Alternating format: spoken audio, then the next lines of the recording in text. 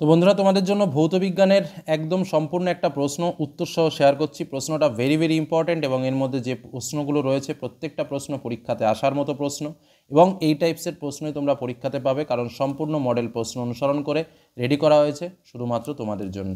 তো চলো আমরা উত্তর সহ প্রশ্নগুলো জেনে নেব। আমাদের প্রথম প্রশ্ন দেখো, কোনটি নবীনকরণ যোগ্য শক্তি নয়? অপশানে কি রয়েছে? বায়োমাস শক্তি, জীবাশ্ম জ্বালানি থেকে প্রাপ্ত শক্তি, সৌরশক্তি, ভূতাপীয় শক্তি। তো উত্তরটা কী হবে? জীবাশ্ম জ্বালানি থেকে প্রাপ্ত শক্তি। দ্বিতীয় প্রশ্ন, কোনো আদর্শ গ্যাসের ক্ষেত্রে বয়েলের সূত্রানুসারে চাপ ও আয়তনের লেখচিত্রটি হবে কি? অপশান কি রয়েছে? মূল বিন্দুগামী সরলরেখা, উপবৃত্তের অংশ, পরাবৃত্তের অংশ, আয়তনের অক্ষের সমান্তরাল সরলরেখা। উত্তর হচ্ছে পরাবৃত্তের অংশ। পরবর্তী প্রশ্ন, 25 ডিগ্রি সেন্টিগ্রেড উষ্ণতায় কোনো একটি গ্যাসের বাষ্প ঘনত্ব 16 হলে 50 ডিগ্রি সেন্টিগ্রেড উষ্ণতায় গ্যাসটির বাষ্প ঘনত্ব হবে কত? অ্যান্সার হবে 16ই। পরবর্তী প্রশ্ন, কাচের গায়ে প্লাটিনাম বেড সিল করে আটকানো যায় কারণ উভয়ের ঘনত্ব সমান, গলনাঙ্ক সমান, আপেক্ষিক তাপ সমান, নাকি দৈর্ঘ্য প্রসারণ গুণাঙ্ক প্রায় সমান? তো উত্তরটা কি হচ্ছে? দৈর্ঘ্য প্রসারণ গুণাঙ্ক প্রায় সমান।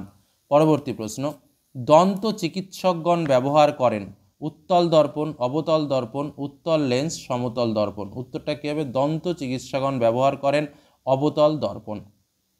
পরবর্তী প্রশ্ন, একটি লেন্সের 0.1 মিটার দূরে রাখা বস্তুর প্রতিবিম্ব 20 সেন্টিমিটার দূরে পাওয়া গেল, এক্ষেত্রে বিবর্ধন হয়েছে কত? যে এখানে ক্যালকুলেশনের ব্যাপার, তো উত্তর হবে 2। ঠিক আছে।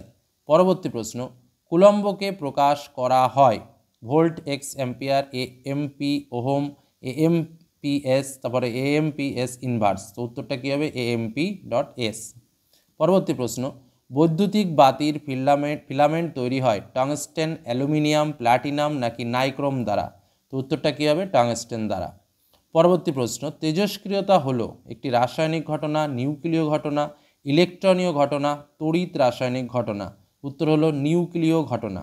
আজ যে প্রশ্নগুলো তোমাদের বলছি, শর্ট বলো, ব্রড বলো, 2 মার্কস বলো, 3 মার্কস বলো, প্রত্যেকটা প্রশ্ন পরীক্ষাতে আসার মতো এবং এর মধ্যে অনেক প্রশ্ন তোমরা পরীক্ষাতে কমন পাবে, এটুকু বলে রাখলাম।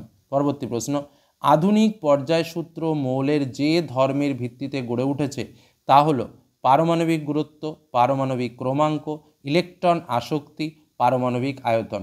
উত্তর হলো পারমাণবিক ক্রমাঙ্ক। উত্তর কি বললাম? পারমাণবিক ক্রমাঙ্ক।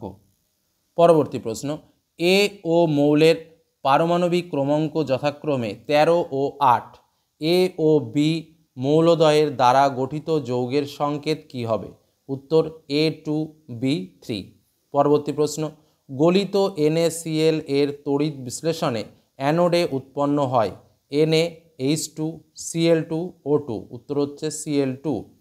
পরবর্তী প্রশ্ন, প্রদত্ত কোন গ্যাসটি কিপ যন্ত্রে প্রস্তুত করা যায় N2HCl, NH3H2S? উত্তর হচ্ছে H2S। পরবর্তী প্রশ্ন, বিমানের কাঠামো তৈরিতে ব্যবহৃত হয় ডুরালুমিন, ব্রোঞ্জ, নাকি লিথিয়াম? উত্তর হচ্ছে ডুরালুমিন।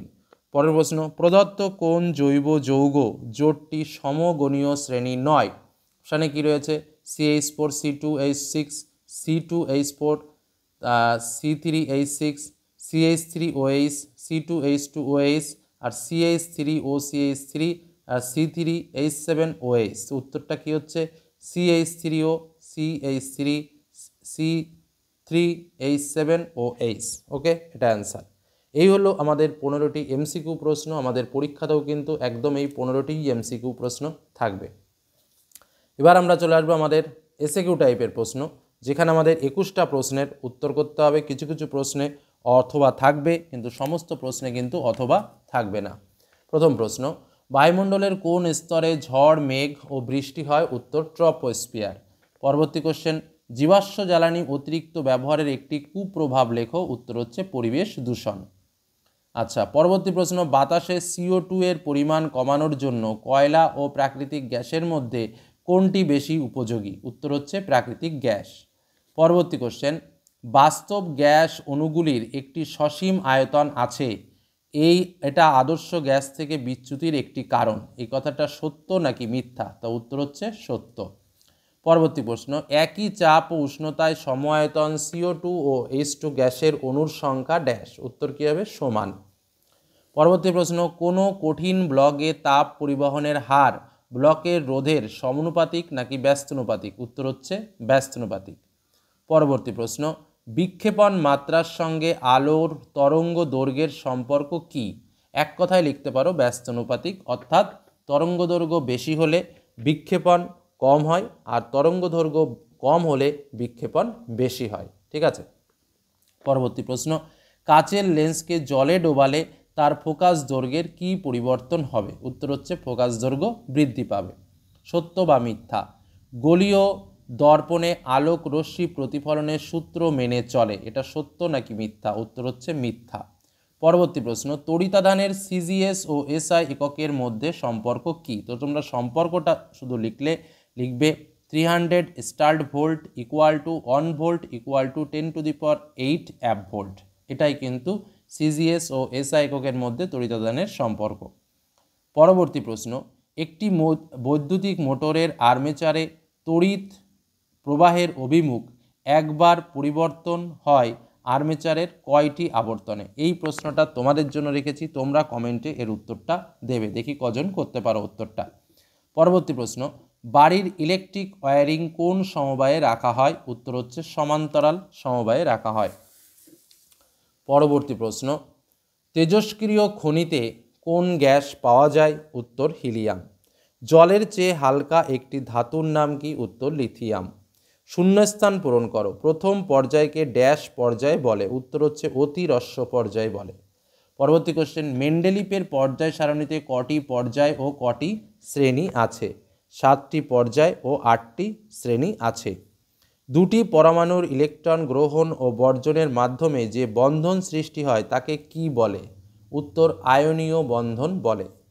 পরবর্তী কোশ্চেন, পিটি তড়িৎদ্বারের সাহায্যে অম্লায়িত জলে তড়িৎ বিশ্লেষণে অ্যানোডে সংগঠিত বিক্রিয়াটি কি? এখানে নোট করা রয়েছে, তোমরা দেখে নিতে পারো। ঠিক আছে, এটাই লিখতে হবে উত্তর, এখান থেকে এটুকু। পরেরটা চলে আসো স্তম্ভ মিলন, ডান স্তম্ভ বাম স্তম্ভ। বাম স্তম্ভ তেজস্ক্রিয় ক্ষার ধাতুর সঙ্গে এপার তৃতীয় পর্যায়ের সবচেয়ে বিজারণধর্মী মৌল এনএ ইনভারের উপস্থিত যে ধাতুর পরিমাণ সর্বাধিক? উত্তর এপি। পিতল ও ব্রোঞ্জে উপস্থিত মৌল সেটা হচ্ছে সি। পরবর্তী প্রশ্ন, CH3 CO CH3 এর আইপিএক নাম কি? উত্তর প্রোপানান। ঠিক আছে। অথবা পিবিসি এর মনোমার কি? উত্তর ভিনাইল ক্লোরাইড। ভোলার সর্বপ্রথম অজৈব যৌগ থেকে একটি জৈব যৌগ পরীক্ষাগারে প্রস্তুত করেন, জৈব যৌগটি কি? উত্তর ইউরিয়া। তারপরে হচ্ছে কি, কপার সালফেটের জলীয় দ্রবণে অ্যামোনিয়া গ্যাস চালনা করলে কি পরিবর্তন হবে? উত্তর নীল বর্ণের দ্রবণ তৈরি হবে। এবার আসবো 2 মার্কের প্রশ্ন। কি কি প্রশ্ন রয়েছে দেখো, এরকম টাইপসেরই প্রশ্ন তোমরা পাবে, যেমন আমি তোমাদের বলেছিলাম 2 দাগে অঙ্ক থাকবে, তো 2 দাগে অঙ্ক থাকবে, এরকমই বিষয়। তো চলো প্রশ্নগুলো দেখে নাও। বায়ুমণ্ডলে গ্রিনহাউস প্রভাব হ্রাস করার 2টি উপায় লেখো। তারপরে 30 ডিগ্রি সেন্টিগ্রেড উষ্ণতায় 108 সেন্টিমিটার ভারতস্তম্ভের চাপে একটি গ্যাসের আয়তন 256 cm ঘন সেন্টিমিটার, 0 ডিগ্রি সেন্টিগ্রেড উষ্ণতা এবং 76 সেন্টিমিটার ভারতস্তম্ভের চাপে ওই গ্যাসের আয়তন কত হবে? অথবা দেখাও যে স্থির চাপে ও নির্দিষ্ট ভরের কোনো গ্যাসের আয়তন তার পরম উষ্ণতার সমানুপাতিক। এক্স রশ্মি ও গামা রশ্মির মধ্যে একটি সাদৃশ্য বৈসাদৃশ্য লেখো। একটি বস্তুতে 1.6 × 10⁶ তড়িৎ ইলেকট্রন আছে, বস্তুটির আধান কত? অথবা 1 অ্যাম্পিয়ার তড়িৎ প্রবাহ বলতে কী বোঝো? তড়িৎ চুম্বকীয় আবেশের সংক্রান্ত ফ্যারাডের সূত্রগুলি থেকে কি কি জানা যায়? প্রদত্ত যৌগগুলি থেকে সমযোজী যৌগগুলি লেখো। এখানে যে যৌগগুলি রয়েছে এখান থেকে সমযোজী যৌগগুলো লিখতে হবে। অথবা Na+Na ক্যাটায়নের মধ্যে কোনটি বেশি সুস্থিত এবং কেন? নেক্সট, সমযোজী ত্রিবন্ধনযুক্ত একটি মৌলিক অণুর লুইস ডট গঠন চিত্র দেখাও। নেক্সট, উপযুক্ত রাসায়নিক বিক্রিয়ার সাহায্যে দেখাও যে অ্যামোনিয়া একটি বিজারক পদার্থ। অথবা হাইড্রোজেন ক্লোরাইড গ্যাসকে জলের নিম্ন অপসারণ দ্বারা সংগ্রহ করা যায় না কেন? ক্যাথোডীয় সংরক্ষণ কাকে বলে? এলপিজি ও সিএনজি এর মধ্যে পার্থক্য কি? অথবা এ ও বি কে শনাক্ত করো। এখানে এ আর বি কি কি হবে বলতে হবে। নেক্সট এবার আমরা আসবো 3 মার্কের কোশ্চেনগুলো। প্রথম প্রশ্ন, বেলুন ফোলালে চাপ বৃদ্ধির সঙ্গে সঙ্গে আয়তন বৃদ্ধি পায়, এটা কি বয়েলের সূত্রের বিরোধী? ব্যাখ্যা করো। তাপমাত্রা পরম স্কেলে পরম চাপে জলের হিমাঙ্কের মান কত? তারপরে 480 গ্রাম কঠিন একটি যৌগকে 352 গ্রাম অক্সিজেনে পোড়ালে 320 গ্রাম একটি কঠিন যৌগের সঙ্গে একটি গ্যাসীয় যৌগ উৎপন্ন হয়। গ্যাসীয় যৌগটির বাষ্প ঘনত্ব 32 হলে কত মোল গ্যাসীয় যৌগ উৎপন্ন হয়? অথবা 56 গ্রাম পটাশিয়াম হাইড্রোক্সাইডকে সম্পূর্ণ প্রশমিত করতে কত গ্রাম সালফিউরিক অ্যাসিড প্রয়োজন? যেখানে এইচের ভ্যালু 1, অক্সিজেনের ভ্যালু 16, সালফারের 32 এবং K = 39। তরলের আপাত ও প্রকৃতি এই দুই ধরনের প্রসারণ গুণাঙ্ক থাকে কেন? তাপ পরিবাহিতাঙ্কের এসআই একক কি? একটি উত্তল লেন্সের ফোকাস দূরত্ব 10 সেন্টিমিটার। একটি ঔষধের বোতলের গায়ে লেখা ছোট ছোট অক্ষরগুলি পড়তে চাইলে লেন্সটিকে কোথায় রাখতে হবে? যুক্তিসহ লেখো। এক্ষেত্রে প্রতিবিম্ব সৎ না অসৎ? পরবর্তী প্রশ্নে চলে আসি।